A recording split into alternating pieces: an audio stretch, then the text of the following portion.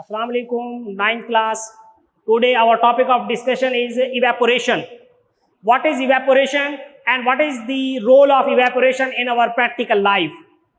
So take some water in a dish. The water in the dish will disappear after some time. अब वो कहता है कि dish के अंदर एक वाटर लें, थोड़ी देर बाद वो वाटर जो है वो डिसअपियर हो जाएगा, गायब हो जाएगा। इसका मतलब ये नहीं है कि वो 1 सेकंड 2 सेकंड 5 सेकंड के बाद, बल्कि उसको सम टाइम लगेगा, कुछ वक्त लगेगा इवेपोरेट होने में, कि उसके वेपर्स बनेंगे, वो इन्वायरमेंट में चले जाएंगे। ठीक है, तो ये होता है कि वाटर मॉलिक्यूल्स जो होते हैं उनको जब टेम्परेचर मिलता है तो वो इवेपोरेट होते हैं, इवेपोरेशन स्टार्ट होती है, जिसकी वजह से वो गायब हो जाते हैं। अदरवाइज और कुछ नहीं होता उसमें। It is because the molecules of water are in continuous motion. Water के मॉलिक्यूल्स कंटिन्यूस मोशन में होते हैं, मुसलसल मोशन में होते हैं, एंड पोजेसेस काइनेटिक एनर्जी, और काइनेटिक एनर्जी पोजेस करते हैं। मोशन की वजह से कौन सी एनर्जी होती है? Kinetic energy. Fast moving molecules escape out from the surface of water and goes into the atmosphere. This is called evaporation. अब जो फास्ट मूविंग मॉलिक्यूल्स होते हैं वो एस्केप आउट हो जाते हैं, वाटर मॉलिक्यूल से एस्केप आउट हो जाते हैं और वो एटमॉस्फेयर में चले जाते हैं। तो सबसे पहले हम डिफाइन करेंगे इवेपोरेशन को कि इवेपोरेशन क्या है। Is the changing of a liquid, evaporation is the changing of a liquid into vapours. Liquids का वेपर्स में चले जाना, गैसियस स्टेट में चले जाना, from the surface of liquid, liquid की सरफेस से लिक्विड का गैसियस स्टेट में वेपर्स बन के चले जाना, विदाउट हीटिंग इट, उसको हीट किए बगैर। मतलब हम अपनी तरफ से उसको हीट नहीं देंगे, जो इन्वायरमेंट में होगी, जो सनलाइट होगी उसके ऊपर पड़ेगी, इन्वायरमेंट की हीट की वजह से वो इवेपोरेट होंगे, हम उसको हीट नहीं करेंगे। Evaporation take place at all temperature but only from the surface of a liquid.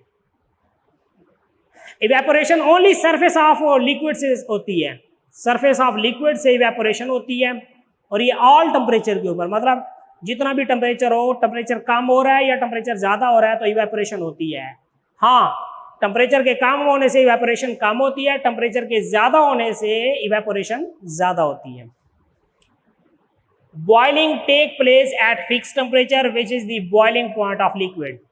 अब बॉइलिंग हमें पता है, हर लिक्विड सब्सटेंसेस का डिफरेंट क्या होता है, बॉइलिंग पॉइंट होता है। तो बॉइलिंग पॉइंट के ऊपर वो वाटर बॉयल होना स्टार्ट हो जाता है और उसके बाद वो गैसी स्टेट में जाता है। तो बॉइलिंग एक खास पॉइंट के ऊपर होती है, जैसे वाटर 100 डिग्री सेंटीग्रेड के ऊपर बॉयल होता है, तो उससे पहले बॉयल नहीं होगा। ठीक है, तो इसका मतलब है इवेपोरेशन जो है हाई टेम्परेचर के ऊपर होती है, लेकिन जो बॉइलिंग होती है वो एक फिक्स टेम्परेचर के ऊपर होती है, और ये विद इन लिक्विड भी होती है बॉइलिंग। ठीक है, ये only on the surface of liquid, ये विद इन द लिक्विड भी होती है हमारे पास। Evaporation plays an important role in our daily life. Daily life में इवेपोरेशन का बहुत ज़्यादा रोल है हमारी लाइफ में। कैसे? Wet cloth is dry up rapidly when spread. गीले कपड़े जब हम फैला देते हैं तो वो खुश्क हो जाते हैं, तो ये होता है ड्यू टू इवेपोरेशन। अब इसके कुछ फैक्टर्स हम डिस्कस करेंगे कि इवेपोरेशन के कौन कौन से फैक्टर हैं। तो पहली बात कि इवेपोरेशन से जो वेट क्लॉथेज होते हैं dry up, wet clothes dry up rapidly, जल्दी से खुश्क हो जाते हैं, व्हेन स्प्रेड, जब उनको हम फैला दें। इवेपोरेशन काजेज कूलिंग, ये इवेपोरेशन से कूलिंग इफेक्ट भी प्रोड्यूस होता है। ठीक है, इसकी सेम एग्जांपल है perspiration in our human body. Human body के अंदर जो पसीना आता है, ठीक है, वो भी इवेपोरेशन होती है, जिससे हमें कूलिंग इफेक्ट प्रोड्यूस होता है। फैक्टर्स ऑफ इवेपोरेशन, इवेपोरेशन के फैक्टर्स। पहले नंबर पे है टेम्परेचर, कि इवेपोरेशन जो है टेम्परेचर कैसे इफेक्ट करता है इवेपोरेशन के ऊपर। At high temperature more molecules of a liquid are moving with high velocities, thus more molecules escape from its surface. Evaporation is faster at high temperature. Temperature जितना ज़्यादा होगा उतने ज़्यादा मालिक्यूल वाटर सरफेस से निकलेंगे और वो गैसियस स्टेट में चले जाएंगे, वेपर्स की फॉर्म में चले जाएंगे। तो हाई टेम्परेचर के ऊपर मोर मालिक्यूल निकलते हैं किससे, लिक्विड से, और वो मूव करते हैं हाई वेलोसिटी के साथ। तो मोर मालिक्यूल एस्केप आउट होते हैं उस वाटर सरफेस से, लिक्विड सरफेस से। तो evaporation is faster at high temperature. High temperature के ऊपर इवेपोरेशन फास्टर होती है, ज़्यादा तेज होती है। सरफेस एरिया, वो जो हमारे पास चीज़ है उसका सरफेस एरिया के ऊपर भी डिपेंड करता है। सरफेस एरिया उस चीज़ का जितना ज़्यादा होगा इवेपोरेशन ज़्यादा होगी।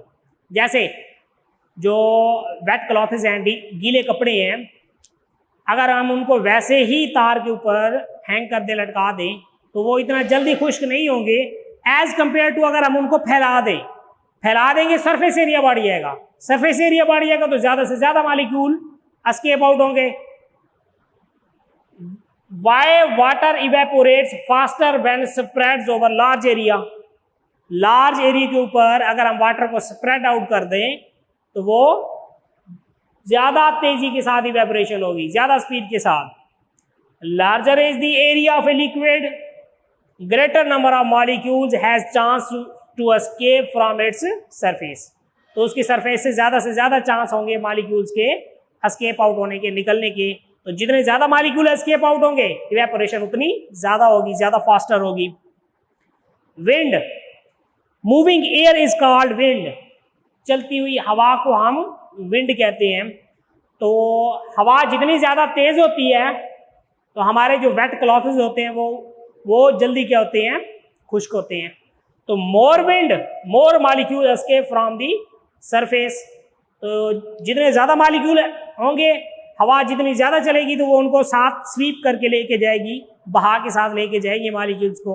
तो इवेपोरेशन ज़्यादा तेज होगी, ज़्यादा फास्टर होगी।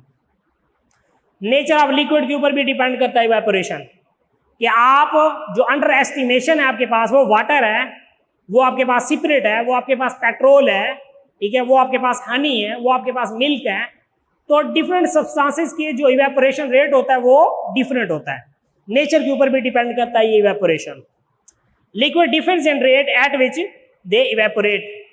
तो क्या सिपरेट और वाटर का जो इवेपोरेशन रेट होता है वो सेम होता है? नो। सिपरेट जो ब्लड वगैरह निकल जाए हमारी ह्यूमन बॉडी से, तो डॉक्टर वगैरह यूटिलाइज करते हैं सिपरेट को, ताकि वो कूलिंग इफेक्ट प्रोड्यूस हो और वो जो ब्लड निकल रहा है हमारी ह्यूमन बॉडी से वो क्या हो जाए, उसका क्लॉट बन जाए, और क्लॉट बनेगा तो वो ब्लड जो निकल रहा होता है उससे वो रुक जाता है। तो सिपरेट, इसका इवेपोरेशन रेट ज़्यादा होता है एज कंपेयर टू वाटर। तो ये हमारे पास आज का हमारा टॉपिक था। हमने इवेपोरेशन डिस्कस किया, डेफिनेशन पढ़ी उसकी इंपॉर्टेंस पढ़ी प्रैक्टिकल लाइफ में, कि इवेपोरेशन का प्रैक्टिकल लाइफ में इंपॉर्टेंस क्या है, और उसके बाद हमने डेफिनेशन उसकी देखी है, उसके बाद हमने उसके फैक्टर देखे हैं। इंपॉर्टेंट लॉन्ग क्वेश्चन है, तो ये हमने डिस्कस किया इसके इवेपोरेशन के फैक्टर्स। तो फर्दर हम नेक्स्ट लेक्चर में डिस्कस करेंगे।